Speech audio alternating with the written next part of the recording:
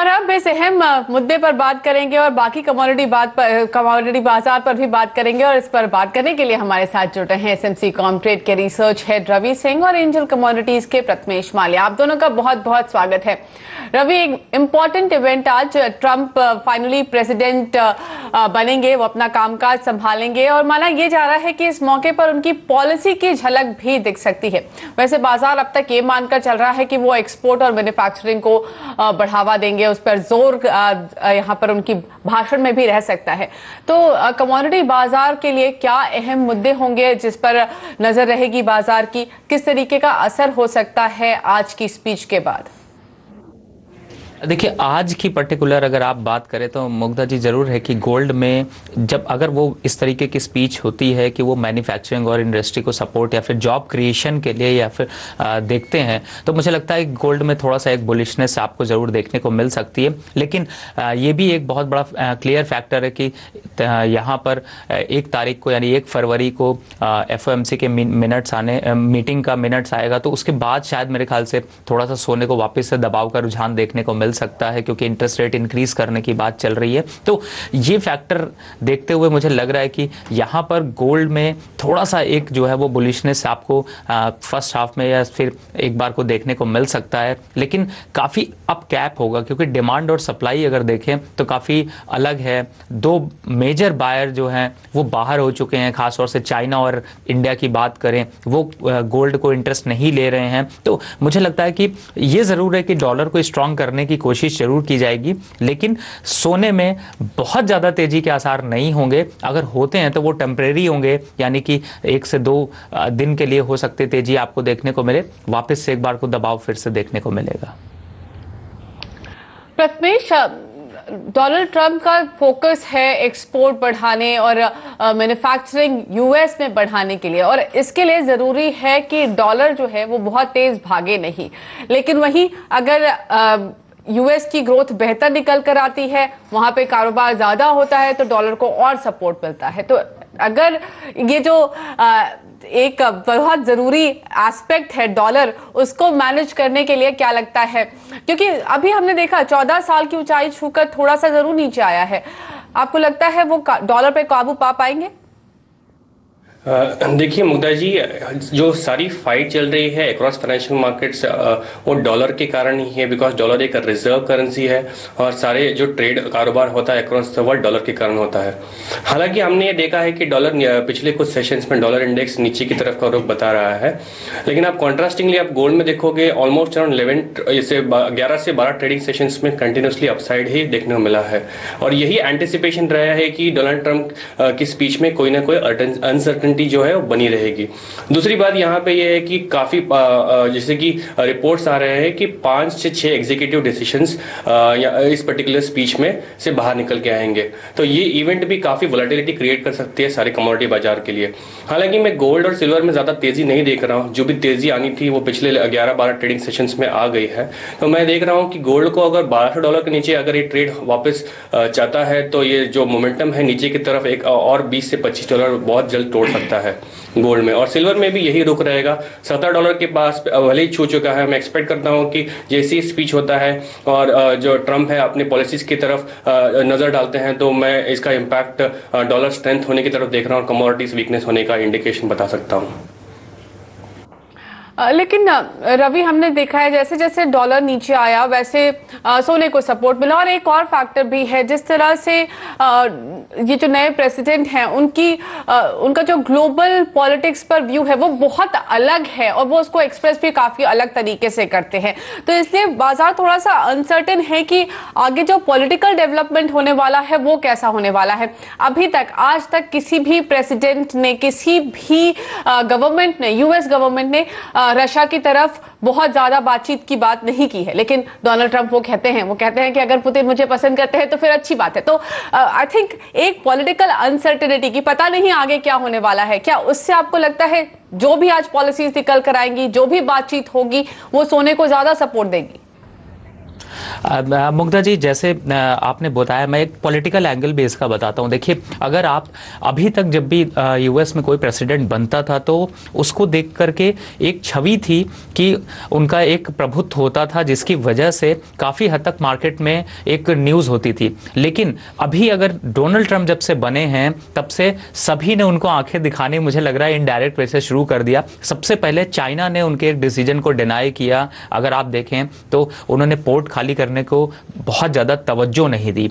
दूसरी तरफ है यूएस की ऊपर जब ट्रंप का सिलेक्शन हुआ, वहाँ पर भी इंटरनल पॉलिटिक्स यानी कि देखने को मिली। पब्लिक ने कुछ सपोर्ट बहुत खास नहीं दिया, जीत जरूर गए। तो ये सारी चीज़ें जो हैं वो पॉलिटिकल जो उनका है वो उस एंगल को थोड़ा सा वीक करते हैं। और उसी को देखा देखिए अगर आप देखें तो चाहे वो ओपेक कंट्रीज़ हों या फिर यूरोप कंट्रीज़ हों, उन सबको उतना ज़्यादा असर नहीं देखने को मिला। वो एक छवि नहीं निकल के आई, जिसकी वजह से जब से डोनाल्ड ट्रंप का सिलेक्शन हुआ, गोल्ड में एक अनसर्टेनिटी हो गई कि इनके डिसीजंस को शायद बहुत पॉजिटिव ना हो सकता है आपको थोड़ी सी वॉर की सिचुएशन भी देखने को मिले। तो ये सारे फैक्टर ने यहां पर गोल्ड को ऊपर अपसाइड का ट्रेंड एक देखने को मिला है। और अभी जैसी वो स्पीच देते हैं, सबसे बड़ा जो उनका एक निगेटिव फैक्टर है डोनाल्ड ट्रंप का, वो ये है कि एक जगह पे जाके दूसरी स्पीच देते हैं, दूसरी जगह जाके दूसरी स्पीच देते हैं, पहले वाले स्टेटमेंट को तुरंत पलट जाते हैं। तो शायद ये चीजें जो हैं वो अनसर्टेनिटी क्रिएट करती हैं, और अनसर्टेनिटी जब भी क्रिएट होती है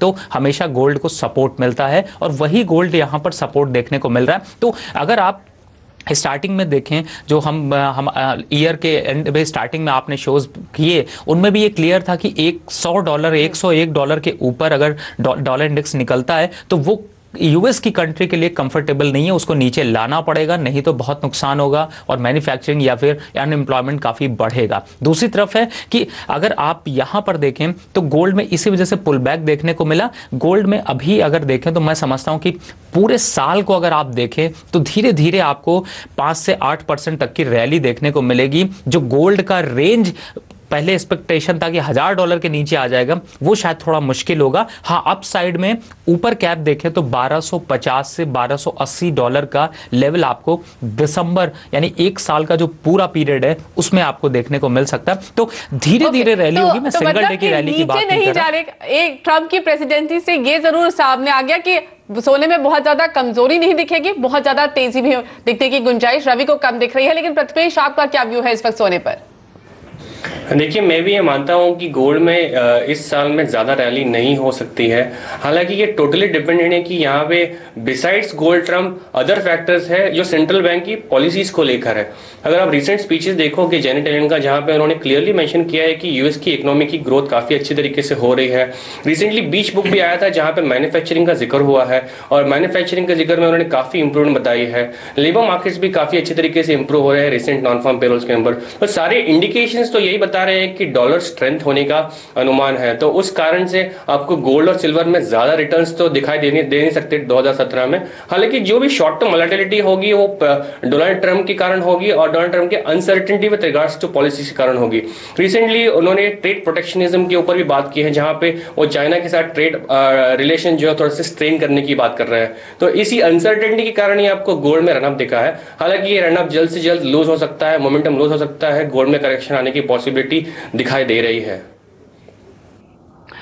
ऑलराइट, प्रथमेश और रवि, आप बने रहिए हमारे साथ। लेते हैं यहाँ पर एक छोटा सा ब्रेक।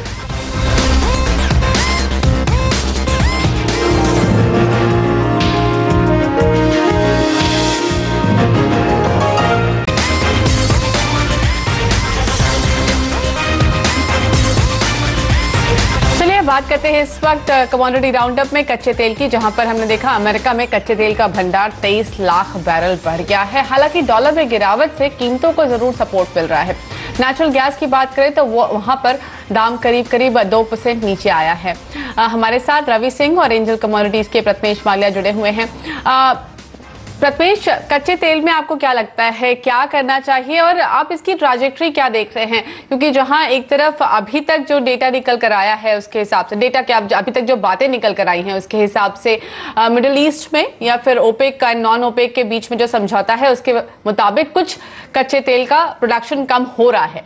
फाइनल डिटेल्स हमें फरवरी में पता चलेंगी, लेकिन वहीं यूएस अपना प्रोडक्शन बढ़ा रहा है, लगातार बढ़ा रहा है और अब ट्रंप के बाद शायद और बढ़ने ही वाला है।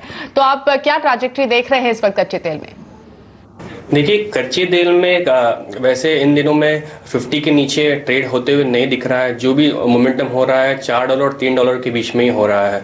इसका इंडिकेशन ये है या तो ये ब्रेकआउट होने के ऊपर है या ब्रेकडाउन होने के है। सपोर्टिव फैक्टर्स यहाँ पे ये है कि सऊदी अरेबिया ने तो अपनी रजामंदी दे दी है कि जो आउटपुट कट करने की बात करी थी उन्होंने, वो आउटपुट कट पे अडेयर कर रहे हैं। हालांकि ये बात अभी भी क्लियर नहीं है कि जो बाकी मेंबर्स है ओपेक के, इराक कह लीजिए आप, ईरान कह लीजिए, वो जितना आउटपुट कट करने के उन्होंने सहमति रखी थी इस आउटपुट कट पे, वो कितना अपना कॉन्सेंसस बिल्ड कर रहे हैं। दूसरी ओर से अगर आप देखोगे, आईए की तरफ से रिसेंटली कमेंट आया है कल के सेशन पे, जहां पे उन्होंने बात करी है कि ओपेक के डिसीजन के पहले ही ऑयल मार्केट्स जो है वो बैलेंस होने की कोशिश कर रहा है। तो ये क्लियर संकेत है कि 2017 में ऑयल ही एक ऐसा एसेट हो सकता है जो आपको काफी अच्छा रिटर्न दे सकता है। मैं उम्मीद करता हूँ कि 2017 में करीब यहाँ से $15 से $17 की मोमेंटम काफी अच्छे तरीके से देखने को मिल सकती है। 65 से 70 का रेंज जो है ऑयल में काफी अच्छा देखने को मिल सकता है 2017 में।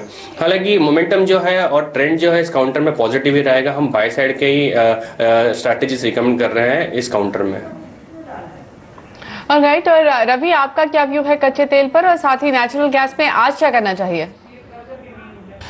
देखिए, मेरा थोड़ा सा डिफरेंट व्यू है, लेकिन फिलहाल पर्टिकुलरली आज के हिसाब से अगर आप देखें तो मुझे लगता है कि एक बार एक्सपायरी हुआ है तो करंट लेवल पे इंडिया में खास तौर से एक बार सेल करके चलना चाहिए। लोअर साइड पे आज 100 से 125 रुपए तक की गिरावट आने वाले 2 दिनों में देखने को मिल सकती। लास्ट वीकेंड है, तो ओवरऑल अगर आप देखें तो मुझे लगता है कच्चे तेल में शायद आपको $60 के ऊपर सस्टेन कर पाना बहुत मुश्किल होगा, क्योंकि विंटर सीजन में डिमांड ज़्यादा होती है और जैसे ही विंटर सीजन खत्म होते हैं, खासतौर से मार्च के फर्स्ट वीक तक में वापस से डिमांड भी कम हो जाती है, हीटिंग ऑयल के लिए ज़्यादा यूज़ होता है। तो मैं समझता हूँ उस टाइम पे अगर प्रोडक्शन कट भी होता है तो बहुत ज़्यादा इंपैक्ट नहीं होगा। और अभी अगर देखें तो मुझे लग रहा है कि एक $48 से $55 फिलहाल अभी रेंज देखने को मिलेगा। $60 एक मैक्सिमम साइड है जो कि एक थ्योरेटिकल लेवल है, उसके आने की भी प्रोबेबिलिटी काफ़ी कम लग रही है। तो ओवरऑल सेंटिमेंट ये देखने को मिल सकता है।